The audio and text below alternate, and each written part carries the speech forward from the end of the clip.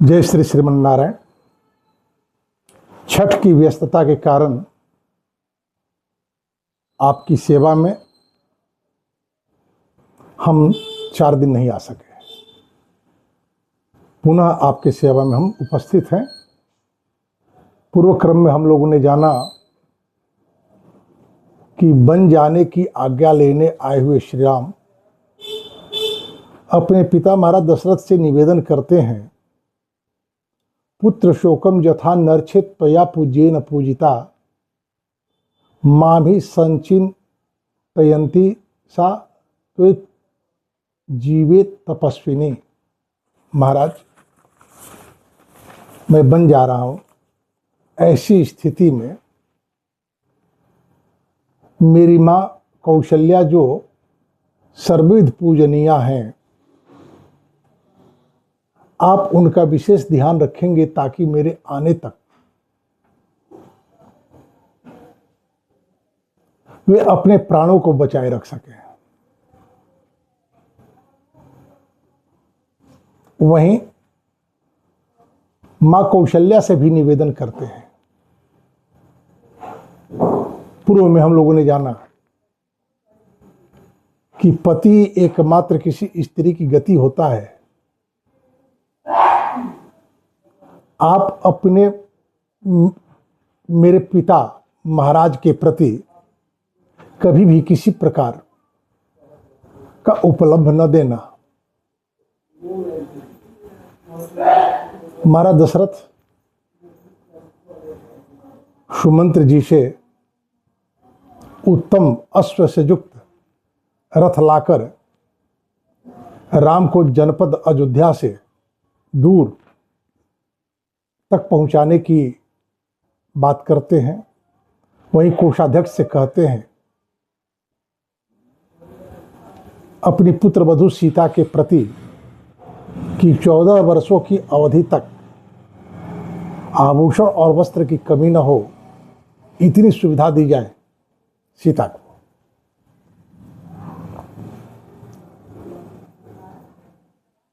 देवी कौशल्या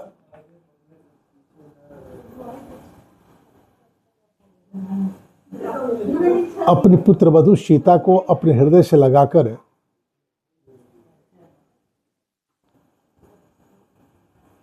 उपदिष्ट करती है, उपदेश देती हैं। सत्वया नावमंतव्य पुत्र प्रव्रजितो वनम। बेटी,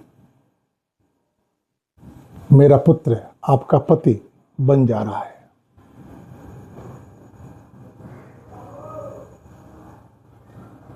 कभी अवज्ञा न करना। तब देव समस्तेश, यह आपके लिए देवता की तरह है। निर्धन सधनोपि वा, पति निर्धन हो या धनी हो, स्त्री के लिए सदा ही उपास्य होता है। इस तरह अनेक प्रकार की शिक्षा देती हैं। तो सीता जी उनके शिक्षाओं को स्वीकार करती हुई सविनय निवेदन करती हैं, करिष्ये सर्वमेवा हम आर्या जदनुशासित माम अभिज्ञास्मि यथा भर्तु वर्तितव्यम श्रुतम सम्मे। हे आर्य, आप जो भी मुझे उपदेश दे रही हैं, शिक्षा दे रही हैं, उसे मैं सम्यक प्रकार से पालन करूंगी। ऐसे मैं निवेदन कर दूं कि पति के प्रति कैसा व्यवहार करना चाहिए, यह बात मुझे पहले से ज्ञात है। जनकपुर से अयोध्या के लिए विदा होती सीता को जनकपुर के लोगों ने अनेक उपहार दिए।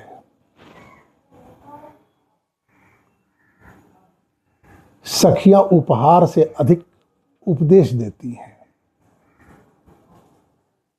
सास ससुर गुरु सेवा करेहु पतिरुख लख आयशु अनुसारे हो। अति स्नेह बस सखी सयानी नारी धर्म सिखावही मृदु बानी। गोस्वामी जी लिखते हैं, सखियां शिक्षा दे रही हैं सीता को कि सास ससुर और गुरुतुल्य अन्यान्य श्रेष्ठ लोगों की सेवा करना, पति को आज्ञा देनी न पड़े, उनके मुखमंडल को देखकर उनकी इच्छा जान लेना, क्या यह संभव है? क्या निश्चित रूप से संभव है। जब विवाह के चतुर्थी क्रम में वर अपनी होने वाली पत्नी से निवेदन करता है कि देवी, मैं अपने प्राण आदि को आपके साथ एकाकार करूंगा, फिर आप मेरी पत्नी होंगी। जब मन प्राण एक हो जाएं, तो फिर कहने की आवश्यकता नहीं है। अनहद संवाद होते रहता है।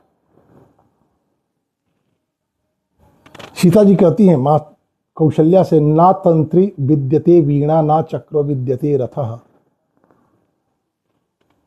ना पति सुख मेध्येते, जा स्याद यह सतात्मजा। बिना तार की वीणा नहीं बज सकती, बिना चक्के के रथ नहीं चल सकता। उसी तरह भले किसी स्त्री को 100 पुत्र हो जाए, लेकिन पति के बिना उसके जीवन में कोई सुख नहीं मिलता। मितम ददाति ही पिता, मितम भ्राता, मितम सुतः, अमितस्य तु दातारम भर्तारम कानु पूजे। पिता भी सुख देता है, लेकिन उसकी अपनी सीमा है। भाई और पुत्र भी एक सीमा तक सुख देते हैं, परंतु पति अमित सुख देता है। फिर पति का सम्मान क्यों न किया जाए? समेवांगता श्रेष्ठा सूत धर्म परावरा, आर्य कीम वमन्येयम स्त्रिय भरता ही दैवतम। आपने मुझे उपदेश दिया, मैंने उसे स्वीकार किया, मैं भी आपसे अपेक्षा रखती हूं।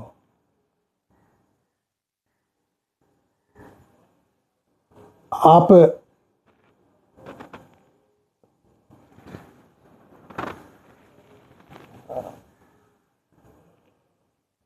समेवं गता श्रेष्ठा, मैं आपको विश्वास दिलाती हूं कि मैं इनके साथ जो जा रही हूं, श्रुत धर्म परावरा, श्रुति स्मृति के अनुसार जो धर्म है उसी का पालन करने के लिए।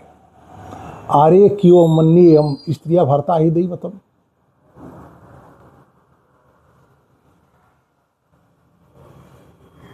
आप अन्यथा न माने, मुझे पता है स्त्रियों के लिए पति ही देवता होता है। राम वही खड़े हैं। फिर एक बार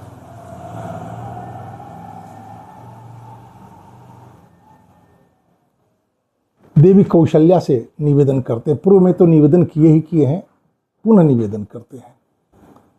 अम्ब मां दुखिता भूत्वा पश्येस्त्वं पीतरम मम। हे मां, आप दुखी होकर इस भाव के साथ कि इन्हीं के कारण मेरा पुत्र बन चला गया, मेरे पिता की ओर मत देखे। क्षयोपि वनवासस्य क्षिप्रमेव भविष्यति। वनवास की अवधि भी शीघ्र ही समाप्त हो जाएगी, फिर हम आपके पास आ जाएंगे। देवी कौशल्या से इतना कहकर अपनी अन्यान्य माताओं से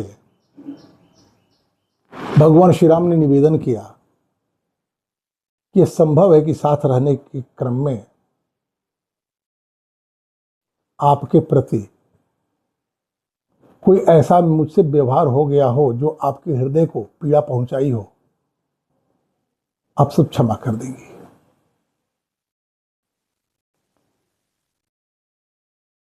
अपनी पत्नियों से अपने पुत्र राम को बात करते हुए महाराज दशरथ देखते हैं।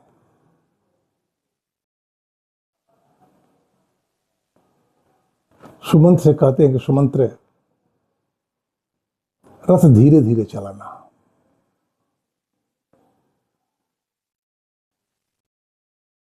राम को देखने के लिए आंखें कातर हो रही हैं, भय है और यह निश्चित भी है कि कुछ देर ही अब राम को देखना संभव है। सुमंत्र जी रथ लाकर खड़े किए गए हुए हैं।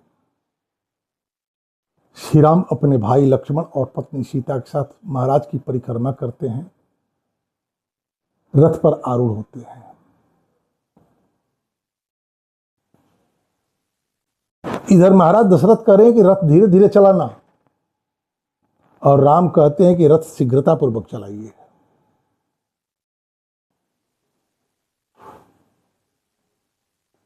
सुमंत्र राम की ओर देखते हैं। राम कहते हैं कि जब पिताजी बोलेंगे तो कह देना कि मैंने आपकी बात सुनी नहीं।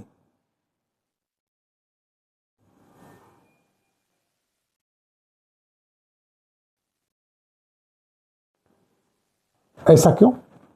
ऐसा इसलिए कि अयोध्या से राम के साथ लगने वाले लोग पीछे छूट जाएं और राम आगे निकल जाए। महाराज दशरथ भी पीछे लगना चाहते हैं। मंत्रीगण महाराज दशरथ से निवेदन करते हैं कि महाराज,